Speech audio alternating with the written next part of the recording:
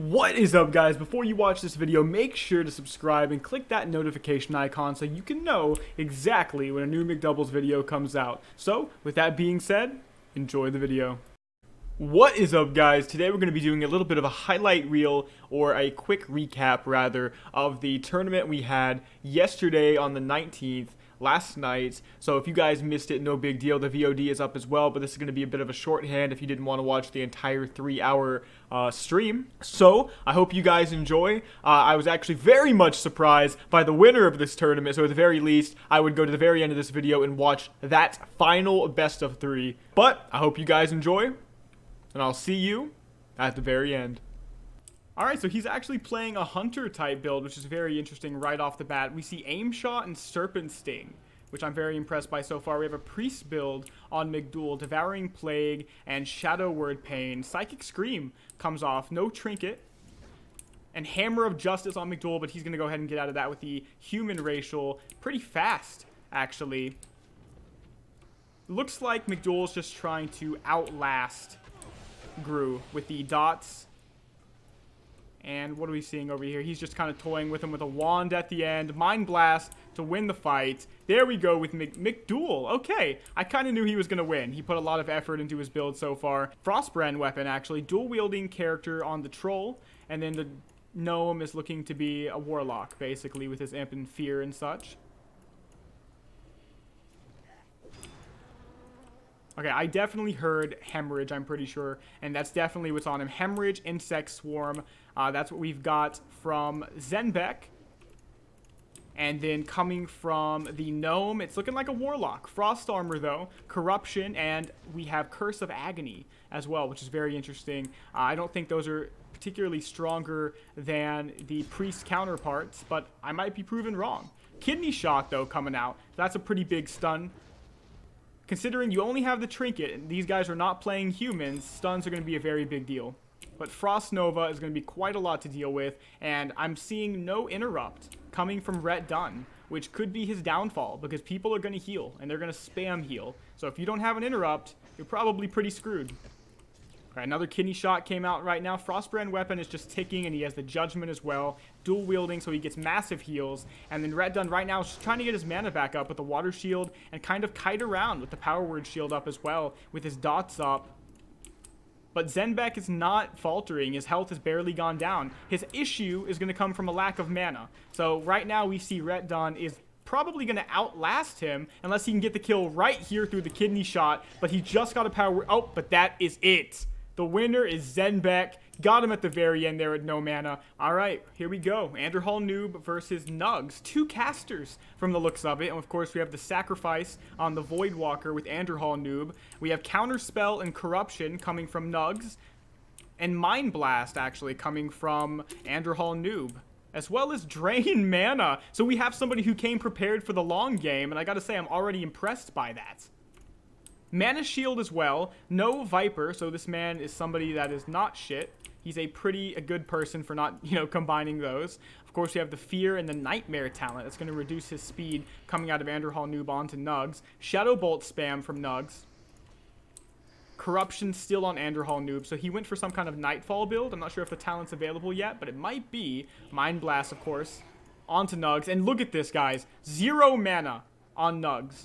0 mana. Anderhall Noob came prepared for the long game. I mean, I think he did something very few people expected. There he goes. He's going to win it.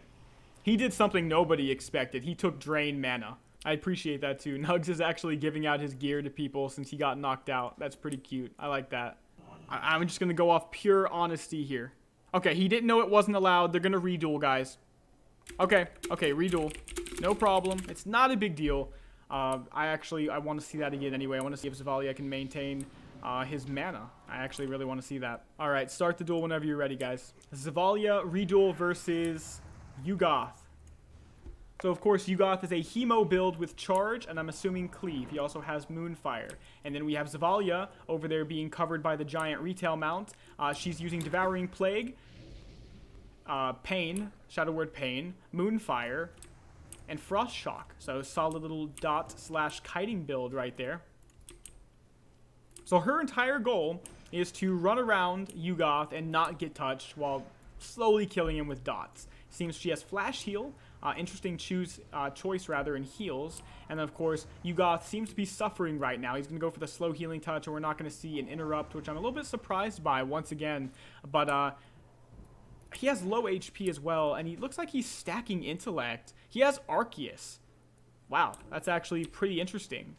He went out of his way to find that, or that comes from something easier than I thought, but that's a very solid two-handed weapon. Of course, Zavalia, once again, running out of mana, and that's going to be her downfall every single time, is her build is very good for the long term, but she can't last the long term, so it doesn't really do much.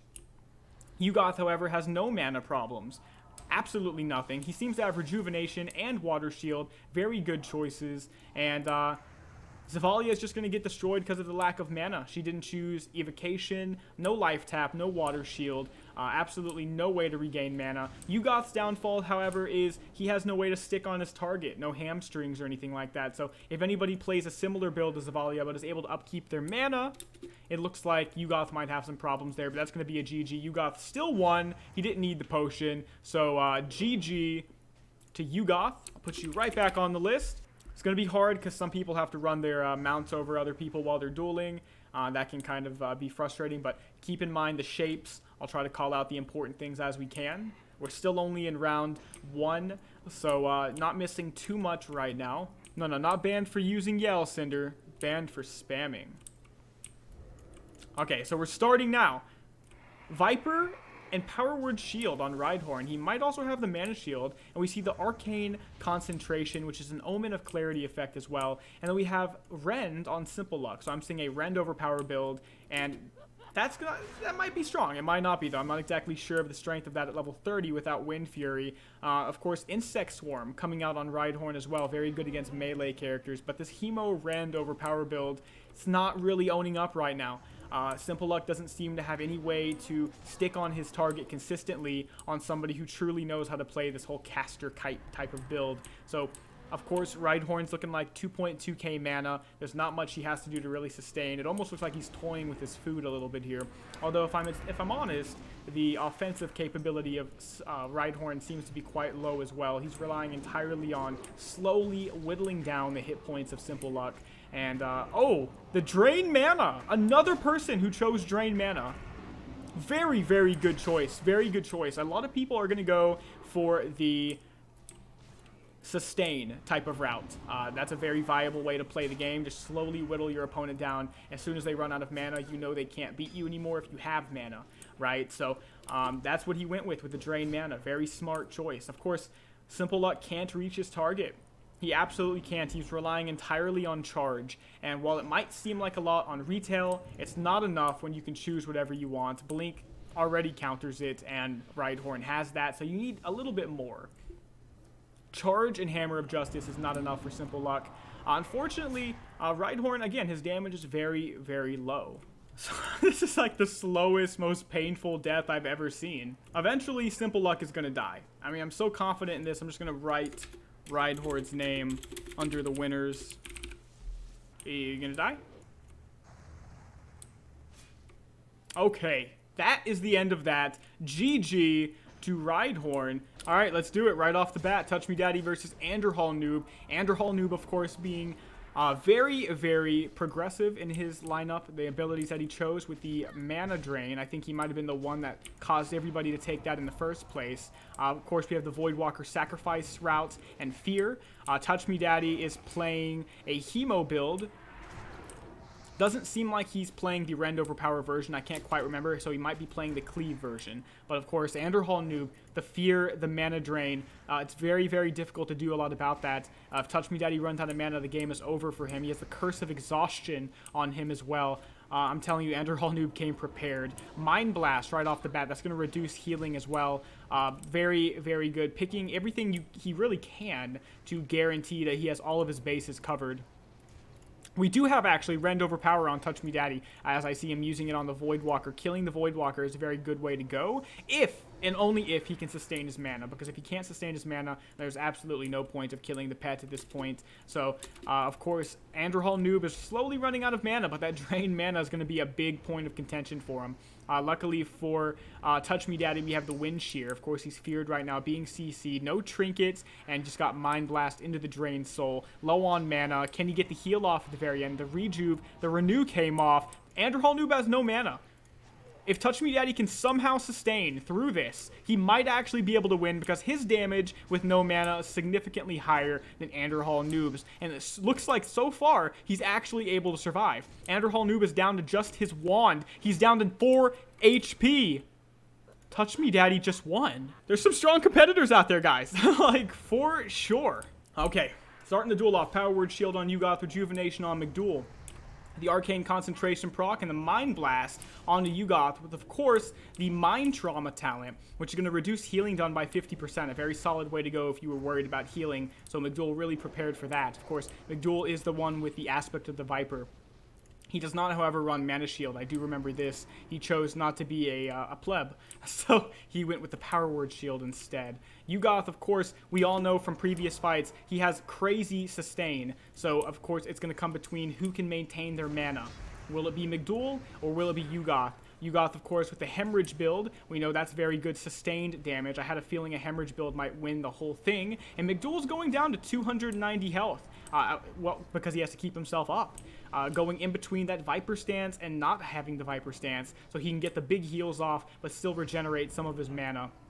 He's CC'd right now, and Yugoth is going for the big healing touches and the Water Shield to maintain his mana. That's a very big deal, guys. Mana sustain is going to be what wins you this, and it looks like Viper might not be the way to go. I do like the clear casting proc. I do think that's a pretty good way to go about things, and Yugoth is winning in the mana war right now, but Mcdouble is winning in the health war, so that's a big thing to keep in mind. Effectively speaking, Yugoth has a lot less mana than it seems, because he's going to have to heal himself just to sustain. Of course, Healing Touch is a very good way to go if you just want one big heal. It does heal for quite a lot. Charge and then Moonfire on Mcdouble, but Mcdouble seemed to actually dispel the Moonfire, which is very interesting. If I'm seeing it right, that's very interesting. We have a stun, concussive blow. He went for the concussive blow talent. Mcdouble did. So he got that stun off on Yugoth, and he has 377 mana. Of course, Yugoth just completely mind-gamed him and got the evocation off, and it seems like they were just making a little bit of distance to restart the fight. So that's going to be a huge disadvantage for Mcdouble, and that could honestly be the very moment that cost him the fight. He's rooted right now, but the Psychic Scream goes off, and there's quite a lot of dots on Yugoth with the Devouring Plague and the Shadow Word Pain. He has 1 health, and whoa. Oh my god. Mcdouble took the fight with a mana advantage. Alright, starting off strong, this is our dual wielder right here with the Frostbrand weapon on Zenbeck. Very interesting melee build, and the only one we've seen of its kind so far. Of course, Rhydhorn is going to be our caster of the fight. He has Power Word Shield, looking like he has Moonfire. I'm not exactly sure. I don't quite remember Rhydhorn's build from before. Mana Burn, though. We're seeing Mana Burn off of Rhydhorn. Very impressive to see people play with the sustain mechanics. And Insect Swarm. So Rhydhorn is doing the Insect Swarm Moonfire routes. So he's going to focus on the balanced Druid talent tree. Of course, right off the bat, Zenbeck with the Judgment. He's trying to get those procs of healing off Judgment of Light. More effective if you're dual wielding, unless they changed something about that. We have the Fear on the Zenbeck, while Rhydhorn basically dictates the fight with the Mana Burn. Now, this is going to be a big deal, because as you can see, Zenbeck only has 827 mana versus the well, over 2,000 mana of Rhydhorn, but he is running low with all of these different spells he chose, and Zenbeck, as a melee character, is not going to have to rely on his mana as much, just spamming his spells, using Energy, Rage, and that's basically the gist of it. That's basically it. So, again, Rhydhorn, if he plays slowly and he plays his cards right, he should never lose this. But one mistake, and Zenbeck could just burst him out. As you can see, 638 at 1400 HP right now, and he's just trying to keep himself up. Unfortunately, Zenbeck needs a little bit more gap closing ability or ways to slow his opponent, because he's getting played with too much, and with no mana, it's just spam time. So if Rhyhorn doesn't play this wrong... Oh, we got the big kidney shot, though. But he blinked through it, because of course he has mana to play with, and Zenbek does not. No water shield, 100 mana since he fell on 0 mana. That's a very big deal. Again, mana is key, guys. 800 mana on Rhyhorn, and it looks like he's just playing with his food right now.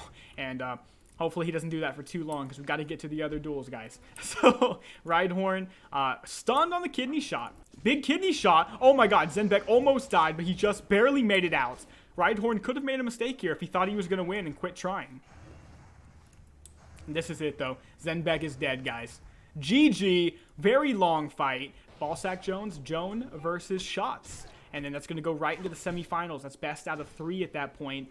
The 2 winners of the semifinals are going to be guaranteed a prize. And, of course, the 2 people who participate in the finals are guaranteed a prize, with the winner, of course, getting the highest prize. And I'm looking like he's going to get about 500 or so gold. Actually, he's going to get 700 gold. That's how that's going to work out. Shots with a very unique and impressive build. Ballsack Jones, however, more of a traditional build in terms of what most people have been bringing, but playing it incredibly well. And that's something to keep in mind. Skill is a huge factor. And he's going to go with a Shadow Meld right off the bat, and that was smart.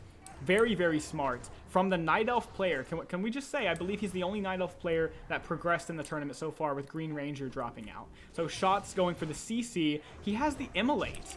Very interesting choice. Immolate, Searing Pain, and the Succubus. So fire build. I have not seen a fire build. The Ignite, which is going to reduce healing effects. That's a good way to go, guys. If you have any way to reduce healing effects at level 30, you're going to be way ahead of people who don't. As you can see, healing is a big deal, and not everybody wants to take 3 interrupts, right? Especially when you have people that take Rejuve and Renew as their sole way to heal. We've seen that a lot. Shots, however, pressured quite a lot, spamming the flash heal with the Moonfire and Insect Swarm. Very typical way, and then somebody dies. I decided to play on Laughing Skull and do a series on it because I thought it would be fun, so that was the goal. And I made the guild, not even day 1, I believe it was day 2 that I made the guild, and I invited a few people. There were about 30 people in my guild when I logged out. Now, I didn't play on the server for, I think, a day and a half after that. I put out a Chad Boinker video, and I had life. I logged back in after, we'll say, a day, actually. And there are over 150 people in the guild, and the guild is absolutely booming. So people joined, viewers were inviting people, and honestly, I don't even know how many people are in here right now. 341. Oh, man, thank you for the crossbow. Thank you, Ignay. Ignay? Yeah, thank you, man. I appreciate that. I will use that. So I log in, and there's a lot of people in the guild. I also log in, and there's like some random guy in Stormwind getting really upset, and I have no idea where it came from. I hadn't even been logged in for like a day. So I apologize that there's some really weird people super upset by all the new players, and with some kind of weird, mental issues. I apologize for that, guys. I'm sure nobody wants to deal with that. But we're going to have Rhyhorn right here, one of the best builds in the entire tournament, versus Ballsack Jones. So, starting the fight right off the bat, we have the Shadow Meld on Ballsack Jones. It's been his tactic as the only Night Elf to progress in the tournament so far, and it has worked well for him. We have the Moonfires going out on both of them. Common theme, everybody tends to pick Moonfire. And of course, Insect Swarm coming out of both of them as well. Frost Armor on Rhyhorn, and then we also seem to have Blast Wave on Ballsack Jones, and a Regrowth coming out just to top himself off so he can get that hot on him and doesn't have to really worry about it later. We have Moonfire spam all around. Now, if I remember correctly, Rhyhorn has low damage in his build, but a huge amount of heals, sustain, mana sustain, and such. Ballsack Jones, I believe, might have a little bit extra damage, and that might lend itself to things like Blast Wave, but of course, if Rhyhorn out-sustains him, as they are both caster builds, that's going to be it, guys. There's not much that can happen. Mana-wise, it looks like I'm right on the money. Rhyhorn having more mana by 400 mana, guys. 940 mana on Rhyhorn, getting the fear off right on top of Ballsack Jones. The perma CC and the 280 mana is really doing him a number right now. This is where not having enough damage is really going to come through and bite somebody in the ass. You can sustain all day, but if you go up against another guy that can also sustain, and you can't keep your mana up the way they can, you're done. You're out. You have to be able to compete on the mana front. And we have that mana burn on Rhyhorn. Very interesting. I'm not sure if that's going to be better than drain mana. It's definitely a little bit more instant gratification. It might actually be better overall for how these duels go. Keep in mind, this is a 2 out of 3, so they can learn from their mistakes. You can even switch your abilities. That's a perfectly valid thing. It was not in the rules that you couldn't switch it up a bit. And whittle Ballsack Jones down as much as he can before he gets bursted out. That looks like to be the running theme with Rhydhorn's build. Rhydhorn, of course, heavy pressure coming from Ballsack Jones, who's regained his mana. But there it is. Nope, he fake casted the fear. And that's... Oh my god, no, the silence, guys, the silence. Is this it? Does Ballsack Jones win? 120 health? Oh my god, good job on the blast wave, dude. All right, let's see how it goes. Touch Me Daddy right on top of Ballsack Jones. That's his plan right off the bat. There's not much he can do about it. Going for the Hemorrhage and the Judgment of the Light. And, of course, the Insect Swarm and the Moonfire and the Hammer of Justice, rather, so that Ballsack Jones can get the regrowth off. Of course, the Frostbrand, the Rend, the Overpower, but he Blast Waves right after the charge. I think he got intercepted after that, though. Incredibly impressive if that is the case. Reapplying the Moonfire, reapplying the Insect Swarm, and, of course, he sacrificed his Voidwalker for the shield, but it's already been knocked off, and he's going for the regrowth. It does get wind sheared rather. 400 health on Touch Me Daddy, getting whittled down by those dots, but I don't think his Rejuve and his Renew is going to do much about it. He's too low right now, guys. Ballsack on 750, and that is it, guys. That is it. Ballsack Jones is the winner. GG. You have won the whole tournament, man. Very sustain-based build. Very impressed by it. Let's go ahead and look at his gear. Night Sky Cowl, Crystal Starfire Medallion, Durable Shoulders, very good gear so far, Robust Cloak, Ever-Glowing Robe, Silver Thread Cuffs. The Night Sky Gloves, that's a very high-value item right there. Nightwind Belt, Watcher's Leggings, plus 13 spell power. That's a little bit good right there. Very, very good. Male Combat Boost. Went just for the stamina on that one. Of course, the Ring of the Moon for the stamina, the Heart Ring, and the Trinket. And then he went dual wield for the Flame Tongue, which I'm very impressed by. So that's going to be it. Congratulations to you. Congratulations on 300 gold for second place. Very well done. Very well done. There you go, man. In the semifinals. Congratulations. All right, Ballsack Jones, the winner. 600 gold. There you go, buddy. Enjoy. Most gold you've ever had? Well, I'm very happy about that, man. I'm so happy that you got something good. All right, guys, that's going to be the end of the stream and the tournament. I'm going to leave the VOD up for everybody to watch. So that's going to be the end of this, guys. If you guys enjoyed it, make sure to give it a like. Likes are good. And we will work on future events like this in the future. So thank you guys so much for tuning in. I will see you guys in the next video and live stream. Mcdoubles out.